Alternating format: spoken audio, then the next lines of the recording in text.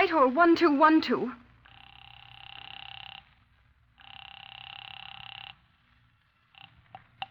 This is Scotland Yard.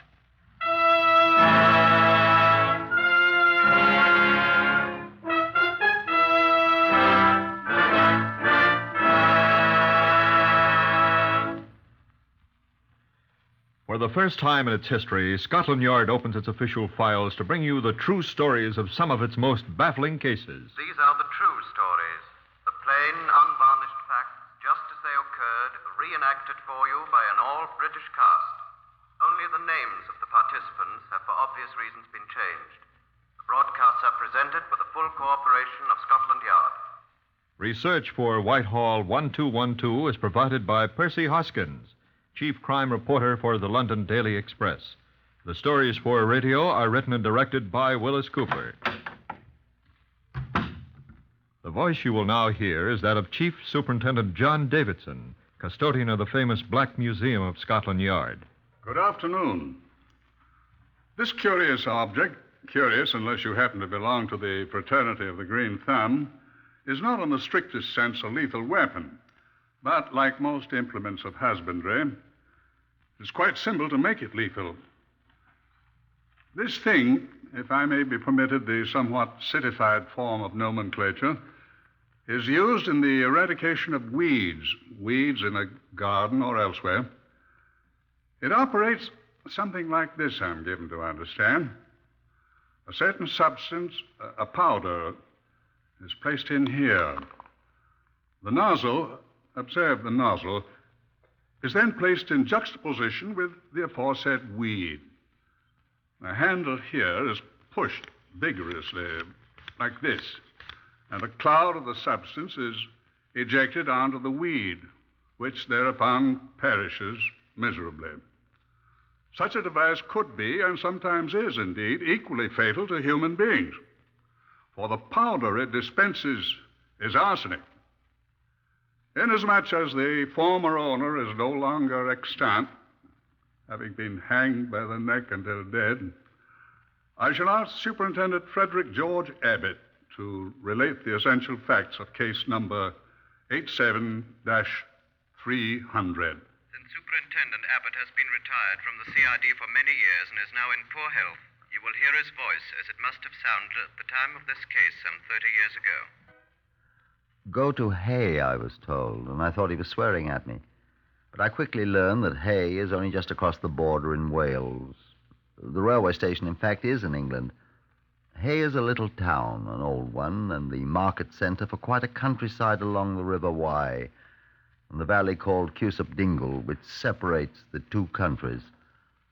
I sought out the local police sergeant, whose name was Jones. Catesby ap Catesby Jones. Jones is a fairly common name in Wales, it is. But there are not so many of the ap Catesbys, I will assure you. Oh? I have lived here in Hay all of my life. Then I take it that you know this chap quite well. Yes, I know the foreigner quite well. Foreigner? I'm talking about, what's his name? Major Birdsong? Yes, the foreigner. He is an Englishman. Devonshire, isn't it? Where he comes from? I'm sure I don't know. I know all about him. He came here long before the war. That would be 8 years ago, and he's... And he's still the foreigner. Whoever is not born in Hay is a foreigner, Superintendent. What else do you know about him, Sergeant? Well, he became partner to Mr. Gwilym Evans, the solicitor. And when Mr. Evans died in 1913, he succeeded to the business. Oh? And then he went to the wars and came back a major. And then he wanted to become a partner of Mr. Arthur Hughes. Oh. He was the other solicitor. He had an office opposite on Broad Street. But Mr. Arthur Hughes had a young relation with him in his office. And when he died, this young man, who had served with the Royal Welsh Fusiliers, took over the business by the terms of the will of Mr. Arthur Hughes. Ah. Which is why you have come down to Hay from London, do you see? As through a glass darkly. Eh? As through a glass darkly, Sergeant. That's from the Bible, I think. Indeed to goodness, from 1 Corinthians, sir. You didn't tell me the name of this young man you speak of. Oh, for heaven's sake, he is Mr. Owen Davies, who came so near being the late Mr. Owen Davies. I thought it was a maid in Davies' house who almost died. That is true, of course. But if Mr. Owen Davies had eaten one of the chocolates, he might have been made ill, and he might have died, Superintendent. But he didn't. God be thanked. You're certain these chocolates were poisoned? Dr. Llewellyn examined them, Superintendent. But why do you suspect this Major Birdsong, Jones? You don't know the chocolates came from him, do you? Who else would have a motive? And besides, isn't he a foreigner? The next order of business, having arrived on the earliest of the 3 trains a day that served the town of Hay, was breakfast. And not bad either. Bacon and eggs, scones with bitter Dundee marmalade, several small oceans of tea. Not bad at all. Then Sergeant Jones and I called upon Mr. Owen Davies, the former Welsh Fusilier, who had avoided an untimely demise by not eating chocolates. I wanted to know more about that.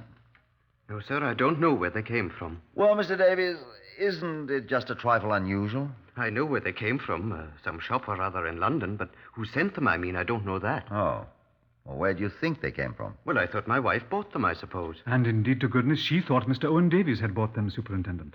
So you tucked into them without asking anyone, eh? I didn't eat any, Superintendent. Neither did my wife. It was the maid, Gladys Powell. The maid, she ate one. And became violently ill. And it was arsenic poisoning Dr. Llewellyn diagnosed, and he called me. Did she die? By the grace of the Lord, no. But she was a very sick little girl. Serves her right. Stealing chocolates. Oh, I'd hardly call that stealing, Mr. Davies. She'll not get another opportunity in my house. I sacked her. And what made you suspicious of this other chap, Major Birdsong? Is that his Kindly name? don't pronounce his name so loud, officer. Why not?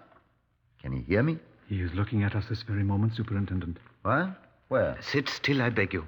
His office is directly across the street. Oh, you mentioned that, didn't you, Jones? He is looking out of his window at us this moment, sir. Huh? Can see us, then? Aye. You're sure he has no idea that he is suspected? I am sure of that, sir. Strikes me it's an awfully thin case against him, Jones. After all you have is the fact that he lost out on gaining this business. Look, the fellow's smiling over here. He's waving. He'll be coming over here any minute now. Hello, Birdsong. Oh, you're on good terms, eh? One has to be. He's wondering who you are, Superintendent. He doesn't look very dangerous. I'm not so sure. Look here, I came here to investigate an attempted murder, Mr. Davies. I'm beginning to believe that I'm wasting my time talking about a sordid little case of business jealousy or something like that. Oh, no. We don't think so, sir. Well, I know you don't think so, Jones. Superintendent, you don't understand. I don't like these village feuds. Well, I must admit, Superintendent, you might think that is what is upsetting us. I do. But it is more than that, sir. Major Birdsong owes me and one of my principals a large sum of money which I have been pressing him to pay. Yes? And Major Birdsong has been quite insistent that he cannot pay the sum, which, as I say, is quite considerable. Is that a motive for attempting murder? Major Birdsong is a very violent man. Like so many small men, he's a very violent man. Indeed, yes. Has he threatened you? He has indulged in some very violent language. Oh, he seems friendly enough now. I'm still afraid of him. And I, too, Mr. Davies. May I ask why? It is a long story. Tell it. Well, he lives across the border at Mayfield and Cusack Dingle. Across the border, sir, in England. Well, that's not so very reprehensible, Mr. Davies. Except to a Welshman. That's not the point, Superintendent. What is, then? The man has rather extensive lawns and gardens at his home. And to hear him tell it, life with him is a continual battle with weeds. Well, most gardeners... He carries have on that- a continuous war against weeds, quite savage, He works Superintendent. harder destroying weeds than he does at his office. Yes, with arsenic, weed killer, Superintendent. He's the only man in the village who keeps a stock of pure arsenic on hand, Superintendent. How do you know that? From my father-in-law, the village chemist, who sells it to him. Are you happily married, Mr. Davies? Why, I hope you are. Why? You just said that your wife's father also deals in arsenic, sir. In wholesale lots. Having left Mr. Owen Davies with what the Irish sometimes call a flea in his ear, I removed myself to ruminate a trifle. This suspicion of the foreigner, Major Birdsong, I must admit, appeared to me most absurd, as I've no doubt it also appears to you. Of the two, I was most impressed by Birdsong, although I'd had but scant opportunity to observe him from across the street. I went to call on him. I wanted to form a better opinion of the man. He was a small, dapper man with a most military moustache which seemed a trifle too large for him. Mr. Birdsong, I ventured. I'm Major Birdsong, yes, sir. May I be of service to you? I noted a black mourning band on the left sleeve of his jacket. Nobody had told me about that. Another point in his favor I noted mentally. Man still wearing mourning for a close relative is hardly the type to attempt murder. Major Birdsong, I said, I'm Superintendent Abbott of Scotland Yard. He smiled cheerfully at me through his huge moustache. Come to arrest me for sending poisoned chocolates to Davies across the street? Oh, you know about this thing then, sir? Little difficult to keep a secret, you know, in a town like this, Superintendent. What sort of chap is this, Davies? An amiable fathead. Not so amiable either. Rather soured on the world. I suppose you noticed his expression. Well? Took a machine gun bullet through his cheek at Hummel on the Somme. Stiffened up his face muscles. Can't smile. Well, that's not much lost to him. I never knew him to smile much before he was wounded. Poor chap. What's this row between him and you? Well, I was naturally a bit upset about the way he did me out of old Hugh's business, which I considered would someday be mine, and I was quite cut up. Natural, I suppose, but Davis. Odd beggar. You owe him money? Not anymore. If you've ever seen a mountain made out of a molehill, that was it. I hear it involved a considerable sum of money. He accused me. I saw you in his office with Dogberry Jones, the local limb of the law, a bit ago. He accused me as usual. He wasn't very happy with you. He was very annoying. It was quite legitimate, but he made rather an issue out of it. Principally, I think, because I was strapped and couldn't find the money at once. But you settled that indebtedness now? Yes. I fortunately came into some money recently, although it took most of it to pay off this fella. I should be quite well off if he hadn't. Oh, well, it's all over now and forgotten. I'm not so sure of that, Major Birdsong. Oh, come now. Well, does the man actually think I sent him poisoned chocolates? he points to your use of arsenic. I use my arsenic on weeds. Nasty things. I've been using arsenic for 8 years or more here. Or rather, at my home. I haven't been accused of murder yet. Besides, I buy my arsenic from his father-in-law. I pointed that out. How do he and the old gentleman get along? Atrociously. Oh? I think that wound of his has rather put him a little off his trolley, really. I've seen many a case like it. Nothing serious, you know, but, you know. I was in the army, you know. So was I. Duke of Cornwall's Light Infantry. I was in the ASC. Then I take it that, so far as you're concerned, Major, there's no ill feeling between you. Oh, decidedly not. Business. All's fair in love and war and business, you know. Why, as a matter of fact, he and I are driving over to my place, Mayfield, you know, in Cusop Dingle, my house for tea together. That's how unfriendly I am, Superintendent, even if I am a foreigner. Well, don't serve chocolates, Major Birdsong. That's my advice. Thank you, sir, and good afternoon. Much later in the afternoon, I sat in the saloon bar of the Red Dragon with Sergeant Catesby, F. Catesby Jones, and Dr. David Llewellyn, the local doctor who had diagnosed the illness of Davy's maid as arsenic poisoning. We drank sparingly of the local beer. I gather you don't think so much of the case, Superintendent. I've seen and heard very little so far to convince me that your Major Birdsong's a potential murderer, Sergeant Jones. Well, Gladys Pole was certainly poisoned by arsenic, sir, as Dr. Llewellyn can tell you himself. There is no doubt of that, Superintendent. If I had not taken prompt preventive measures, she would be dead this minute, so she would. Who supplied the poison, Doctor? I know of no place in this vicinity where arsenic is kept except at Birdsong's. And the chemist's? Well, yes, at the chemist's. Who is Owen Davy's father-in-law? That is so. You think Birdsong, though? Don't you, Doctor? Dr. Llewellyn, I'm thinking perhaps Superintendent should know about Mrs. Birdsong. What about her? She died. Is that why he's wearing the mourning band on his sleeve? It is. Recent, then? Quite. Mm-hmm. Did she leave him some money? She did. That is where Major Birdsong got all the money to pay Mr. Owen Davies. And just in time. Oh. What'd she die of? Sergeant, you're not drinking your beer. Pour some of it in my glass. Here, let me get you one. No, this is quite enough. I do not indulge very often. Thank you, Catesby. Here, let me... No, Superintendent, thank you. You were talking about Mrs. Birdsong, Doctor. Yes. She was the one in the family who had the money. Birdsong never had anything. Not a farthing. Not till she died. Correct.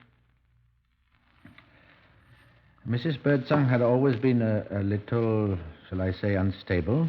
I was her physician, you see. About a year ago, she developed certain symptoms. All right, Doctor. What kind of symptoms? Her mind. Oh. And at last, I, together with Dr. Thomas Rattray of Carmarthen, an old and valued friend of mine, and an excellent man, certified her as insane. She was in an asylum at Gloucester for some 7 months, Superintendent. She died there? No. She recovered rather well. Not completely, you understand, but legally sane. Legally. What do you know about this, Sergeant? Indeed, I know all about it, sir. She was brought home to Cusop Dingle, Mayfield, their home. Do get me another beer. I'm thirsty. I'll get it, sir. That is good of you, Catesby. About a month after she returned home, I must add that Major Birdsong was most insistent that she be released from the asylum. About a month later, she developed another symptom, physical symptom, and then she died. Here you are, Doctor. Oh, thank you, Catesby. You didn't say what sort of symptoms, Dr. Llewellyn. Abbott, I'm a true Welshman, and this man is an outlander, an Englishman.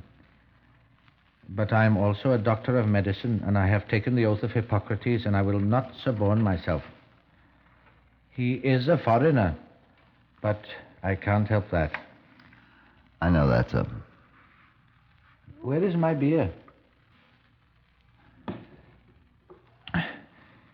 When her will was admitted to probate... Just in time, Superintendent. Just in time, leaving him all her money and cutting off the rest of her relations, father, brother, all of them, without a sixpence, 2 things came to light. One, the will was a new one, legal, of course, drawn up only a week after she returned from the asylum. Sergeant Jones, you may tell the superintendent what else was discovered. There are certain irregularities in the witnessing of the document, sir. Indeed, there was a considerable disagreement about it, but it was finally decided that the man had had trouble enough, with his wife insane and then dying. Nothing was said about it. But the evidence is there. Yes, it is. If evidence indeed it be, sir. I'd like you to tell me about those symptoms of Mrs. Birdsong's, Dr. Llewellyn. After carefully going over those symptoms in my mind, as best my memory serves... Yes? And in the light of certain recent occurrences of which you are now aware... Get on with it, Doctor. I am prepared to state that her symptoms might, mind you, have been those of arsenic poisoning. But you cannot prove that, Doctor. A post-mortem examination could, Superintendent. You realize what that would mean? Shall the wicked escape while the hunters rest? I thought for a long time that night, to the ruin of a good night's sleep. Would the Director of Public Prosecutions take seriously the views of this country doctor and this country police sergeant and order an exhumation and a post-mortem examination of the body of Mrs. Mildred Birdsong? Or would they consider me a gull, a too ready believer in gossip? I fell asleep after a long time, and I was awakened by the clatter of a bell in my ears. Oh, it's the telephone. Hello? Is that Superintendent Abbott? Yes. This is Superintendent Abbott here. Who? Sergeant Catesby up Catesby Jones here, sir. Who? Oh, hello, Jones. What on earth? Sir, I would never think of waking you at this hour of the morning. What time is it? 4:26, sir. 4:26. In the morning? Yes, sir. Sir, I wouldn't have waked you up if it had not been for Dr. Llewellyn, I assure you. Dr. Llewellyn, what's the matter with Dr. He'll talk to you, sir. He's right here, Dr. Llewellyn. Where are you? The police station? Hello, Abbott. That you? Llewellyn here. Yes, this is Abbott, Doctor. What's happened? We're at Mr. Owen Davies' home, Superintendent. Davies? Has he been hurt? No, he is very seriously ill. Ill? What's the matter? I think I got here in time. What's the matter? You remember he went to tea at Major Yes, of course. He was taken extremely ill here in his home. But what... He has had nothing whatever to eat since leaving Major Birdsong's home. What are you trying to tell me, Doctor? About his symptoms, Superintendent. They're exactly the same as those of the maid Gladys Powell and of the late Mrs. Birdsong. Arsenic poisoning, sir. I hurried, of course, to the home of Mr. Owen Davies, who was moaning and feeling very ill indeed. Fortunately, said Dr. Llewellyn to me, arsenic is thrown off quite rapidly from the human body. So he's in scant danger now, but it might very easily have been fatal. You can be certain that this is arsenic poisoning, Doctor? No. I cannot be absolutely certain by what rough and ready tests I've been able to make here, but we'll know very soon. How's that? I've sent Catesby Jones with samples to the Clinical Research Association, and they'll find out for me whether arsenic is present. It couldn't be anything else. He has the symptoms of a severe bilious attack, that's true, but that rapid pulse, that could be arsenic's doing. You're not sure, then? Frankly, no. But you will know. One way or the other before very long. May I talk to him? Yes, of course. Not very long, though, of course. Of course. In here. Well, Davis, what happened to you? He doesn't know anything about your suspicions, does he, Doctor? No, of course not. What happened, Davies? That South Downer tried to poison me. You had tea with him at his home, didn't you? Yes, he had scones. Had what? Scones, you know. Those Scottish cakes. I love the blasted things. That's given me this... Oh! Indigestion. Did he eat any of them, too? Birdsong? Yes. No. I wish he had.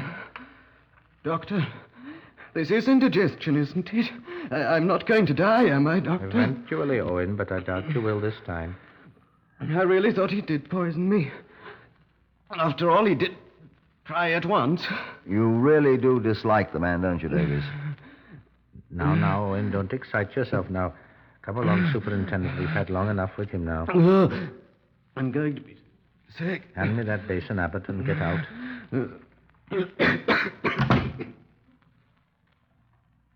I got out. I went and sat in Mr. Owen Davies' chair by the fireplace in his sitting room and waited. I heard footsteps creaking down the stairway. That was Mrs. Davies, I assumed. I remember hearing Dr. Llewellyn's voice and a woman's, and I drifted off to sleep. It was still less than 5:30 in the morning after all. And then I was awakened by a distant telephone bell. And I listened. Yes? Dr. Llewellyn speaking. Oh, good morning, Catesby. You got there all right? There was someone there. They made their tests. What was it? What did they find, Catesby? Good. I'll tell Superintendent Abbott. He'll want to know. I was on my feet before he finished talking. Abbott! What did they find? What I suspected. Arsenic. John Davidson here, Black Museum, you know. Superintendent Abbott's mind was, of course, made up.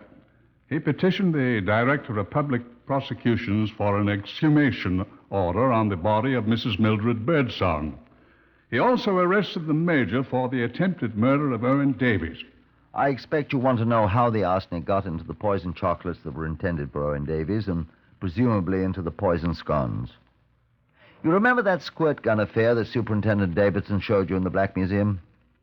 Sergeant Catesby Ap Catesby Jones, who had kept the remainder of the poisoned candies, went over to Cusack Dingle to Birdsong's home, Mayfield. Tell us what you did, Sergeant. I brought back that same squirt gun.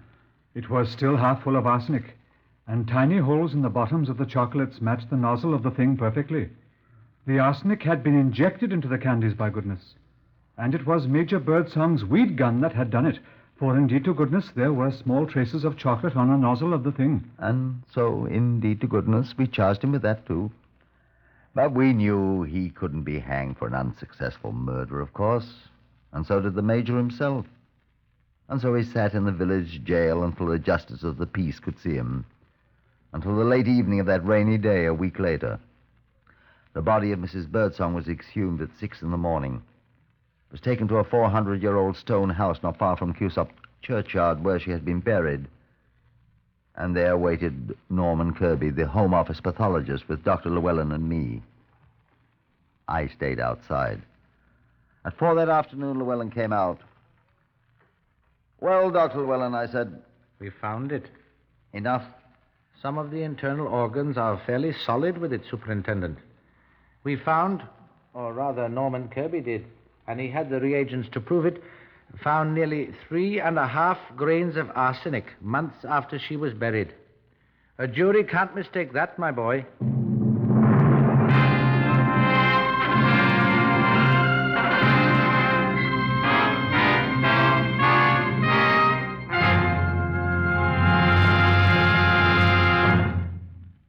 He stood up in the little cell when I opened the door.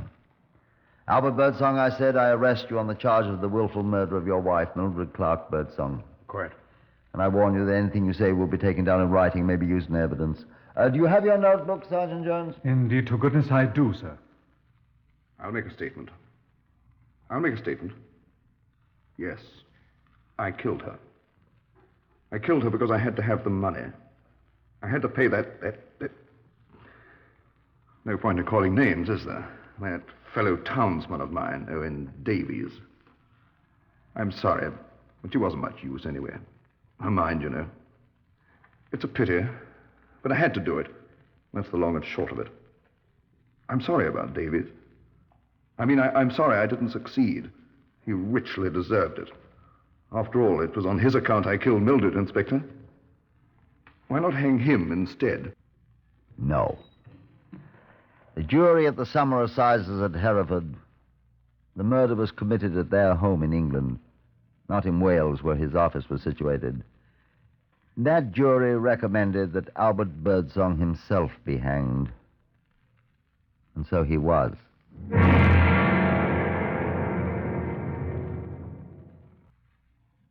Heard today on Whitehall 1212, Horace Braham as Superintendent Abbott.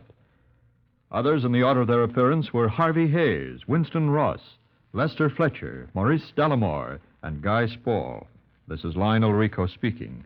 Whitehall 1212 is written and directed by Wyllis Cooper.